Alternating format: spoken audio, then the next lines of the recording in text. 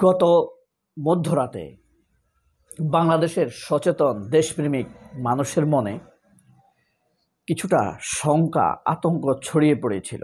অর্থাৎ যারা একটু অন্যদের চাইতে সচেতন, কিছুটা নিজেদের সচেতন মানুষের বাউন্ডারিতে চিন্তা করে, দেশ নিয়ে ভাবে, ঘটনাগুলোর পরাক্রম চেইন চিন্তা করেন, অ্যানালাইটিক্যাল বিশ্লেষণ করেন, রাজনৈতিক বিষয়গুলো নিয়ে একটু ভাবেন, দেশের খারাপ মন্দ ভালো নিয়ে একটু চিন্তা করেন, এই ধরনের সচেতন মানুষ বাংলাদেশে কম নয়।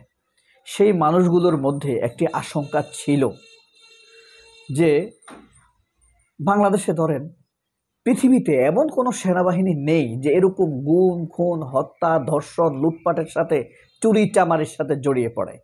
এটা বিরল। আবার এমন ঘটনাও বিরল, একই সাথে এতগুলো সেনা অফিসারকে একসাথে ওয়ারেন্ট জারি করেছে মানবতা বিরোধী অপরাধের দায়ে, এবং তাদেরকে আবার একটি গ্রুপ সেনা হেফাজতেও নিয়েছে বিচারের মুখোমুখি করার জন্য। তাহলে এটা নিয়ে সেনাবাহিনীর ভিতরে দুটি গ্রুপ হয়ে গিয়েছে, খুব স্বাভাবিক। একটি পক্ষ চাইছে তাদের অহংকার দম্ভ নিজেদের ভাবা আত্মমর্যাদাকে উপরে তুলে ধরতে যে কোনো মূল্যে হত্যা খুন নির্যাতনের মাধ্যমে হলেও। আরেকটি পক্ষ চাইছে না, আমরা জাতিসংঘে যাব, সেখান থেকে পয়সা কামাবো, আমরা এটা বন্ধ হতে দিব না। ডক্টর ইউনূসের বিরুদ্ধে যদি আমরা ব্যবস্থা নেই তাহলে আমাদের এই জাতিসংঘের কামাইটা বন্ধ হয়ে যাবে। কারণ সেনাবাহিনীতে আপনি বেতন হিসেবে যা পাবেন আপনার চাকরি জীবনে, দুটি মিশনে অংশগ্রহণ করলে তার চাইতে বেশি পয়সা পাবেন। সুতরাং কেউ চাইবে না তার উপরে ইনকামটা বন্ধ করতে। এটা হলো স্বাভাবিক ও বাস্তবতা। তার বিরুদ্ধে তারপরে কিছু সেনা অফিসার তো খুব দেশপ্রেমিক আছেই, আবার কিছু সেনা অফিসার ভয়ঙ্কর খারাপ খুনি ধর্ষক লুটপাটকারী আওয়ামী লীগ সন্ত্রাস আছেই। এটা হইল অপরাধী সেনা অফিসার, তবে এদের সংখ্যা খুব কম। পুরো বাহিনী এর জন্য দোষী নয়। এই আশঙ্কা থেকে একটি ভয় ছড়িয়ে পড়েছিল। এই তথ্যের ভিত্তিতেই পিনাকি ভট্টাচার্য মধ্যরাতের লাইভে এসেছেন এবং ৪৬ পদাতিকের একটি গ্রুপ ডক্টর ইউনূসের বাসভবনের দিকে অগ্রসর হচ্ছে মর্মে একটি লাইভে আসেন। এই লাইভ দেখে আতঙ্ক আরো ছড়িয়ে পড়ে। মুভমেন্ট লক্ষ্য করা গেছে। আশঙ্কা করা হচ্ছে সেনাবাহিনীর একাংশ থেকে একটা কুয়ের প্রচেষ্টা চলছে। আমি সেনাবাহিনীর জুনিয়র অফিসার সৈনিকদেরকে এই প্রচেষ্টা রুখে দেওয়ার আহ্বান জানাই। দেশবাসীকে এখনই রাজপথে নেমে আসতে আহ্বান জানাই। সকল ছাত্রাবাস ছাত্রনিবাস থেকে মিছিল নিয়ে রাজপথে আসুন। এই রাতেই জনতা আপনাদের সাথে যোগ দেবে। আমরা ওদের দেখিয়ে দিতে চাই আমরা জেগে আছি, বিপ্লব জিন্দা আছে। প্রয়োজনে রাজপথে ইস্তাম্বুলের মতো শুয়ে পড়ে ট্যাঙ্ক আর আর্মার্ড ভেহিকেলের গতিরোধ করবে। মাদ্রাসা থেকে নেমে আসুন আমার ভাইরা, সকলে আজ রাতেই। এটা আমাদের বাঁচার লড়াই। হাসিনার খুনে বাহিনীকে যারা বাঁচাতে চায়, যারা আবার দেশটাকে ভারতের তাবেদার বানাতে চায়, তাদের রুখে দিয়ে আমরা আমাদের স্বাধীনতা সার্বভৌমত্ব রক্ষা করব ইনশাল্লাহ। এখনই নামুন রাজপথে। এই রাজপথেই মুক্তি, এই রাজপথেই জীবন। প্রয়োজনে আবারও দেব এক নদী রক্ত, কিন্তু বিপ্লবকে ধ্বংস হতে দেব না। ইনকিলাব জিন্দাবাদ। এই ছিল পিনাকি ভট্টাচার্যের কথা। সতর্ক থাকুন, রাস্তায় নেমে আসুন, সরকারকে রক্ষা করুন, ভারতের তাবেদারি বন্ধ করুন। তার আহ্বান ছিল এটি। খুব স্বাভাবিক সরল, আমরাও সচেতন ছিলাম। আর আরও কিছু বেশ লক্ষ লক্ষ মানুষ তো রাস্তায় নামার জন্য প্রস্তুত ছিলই।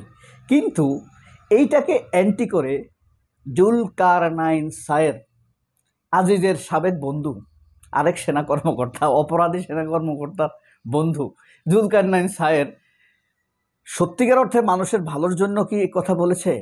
সে কি বলেছে দেখুন, সেটাও আমরা একটু শুনি। এই উন্মাদের কাছ থেকে আপনারা নিজেকে রেহাই করে রাখুন। এই উন্মাদ বিকারগ্রস্ত হয়ে গিয়েছে। এই উন্মাদ ভারী গলায় বলার চেষ্টা করছে দেশে বিপদ ঘটেছে। প্রিয় দেশবাসী, রাস্তায় নেমে আসুন, বোকাচোদা কথাকার, উন্মাদের বাচ্চা, উন্মাদ। তোর কোনো কাজ নাই, তুই ঘুমাইতে পারিস না বেটা, গর্দব কথাকার, ঘুমা শালার পুচ্ছাল, ননসেন্স একটা। তোর কোনো কাজ কর্ম নাই, ছাগলের বাচ্চা। রাত বিরাতে 12 জন ঘুমাইতেছে, মানুষকে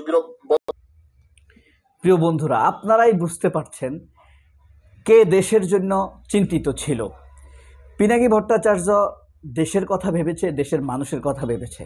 আর জুলকারনাইন সায়ের স্বামী পিনাকি ভট্টাচার্যকে আক্রমণ করে কথা বলেছে, গালি দিয়ে কথা বলেছে। তার মধ্যে সঠিক তথ্যের কোনো চিহ্ন মাত্র ছিল না। সে এটা বলতে পারত পিনাকি ভট্টাচার্য ভুল করেছে, অমুক সোর্সের সাথে আমার কথা হয়েছে, এমন কোনো সম্ভাবনা নেই। কিন্তু আমার কাছে ব্যক্তিগতভাবে মনে হয় পিনাকি ভট্টাচার্য যা করেছে সেটাই সঠিক পথ। আমাদেরকে সচেতন থাকতে হবে এবং সেনাবাহিনীর ভিতরে যারা অপরাধী তারা তো চেষ্টা করবেই। 20 জনের বিরুদ্ধে বা 24 জনের বিরুদ্ধে ওয়ারেন্ট জারি হয়েছে। সেনাবাহিনীর ভিতরে তো 24 জন অপরাধী নেই, তাই না? অপরাধী আছে 200-র উপরে। আর অপরাধীদের সাথে সহযোগিত হাজারখানিকও হতে পারে, পারে না? সম্ভব।